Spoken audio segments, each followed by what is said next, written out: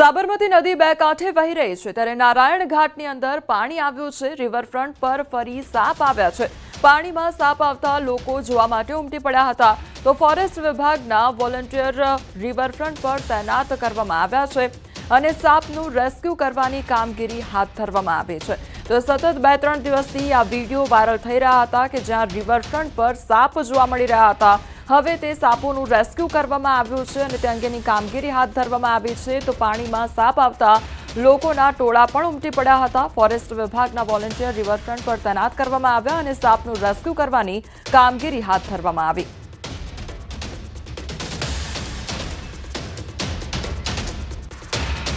તમારી સાથે હાલ સંવાદદાતા વિભુ જોડાઈ ગયા છે। વિભુ, 2-3 દિવસથી સતત જ્યારે પાણી છોડવામાં આવ્યું એટલે સાપો જોવા મળી રહ્યા હતા રિવરફ્રન્ટ પર। હવે તેમના રેસ્ક્યુની કામગીરી કયા પ્રકારે કરવામાં આવી છે?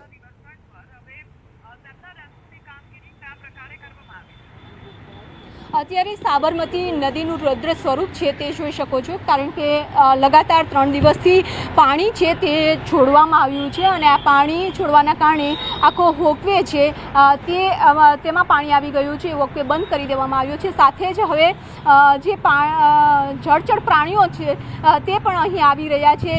ખાસ કરીને અત્યારે એક અજગર છે કે જેનું નાનું બચ્ચું છે તે અત્યારે તેનું રેસ્ક્યુ છે તે કરવામાં આવ્યું છે વહેલી સવારથી। આપ પહેલાં કહેશો કે આપનું નામ શું છે? મારું નામ છે કમલેશ પ્રજાપતિ અને મારે અજગરનું નાનું બચ્ચું જોયું હતું? હા, જોયું હતું। સવારમાં શું છે, હું દરરોજ મોર્નિંગ વોક કરવા માટે આવું છું અને મોર્નિંગ વોક કરતાં મને જોયું, નજરે પડ્યું કે ત્યાં ખૂણામાં એક બચ્ચું હતું। મને તો ખબર હતી નહીં કે અજગરનું બચ્ચું છે, પણ ત્યાં કાગડા અને કાબર ને બધા બેઠા હતા ઘણા ટાઈમથી। પછી થોડો ટાઈમ પછી મેં જોયું, રિટર્નમાં આવ્યો તો બી એ જ હતું, એમને એમ જ હતું।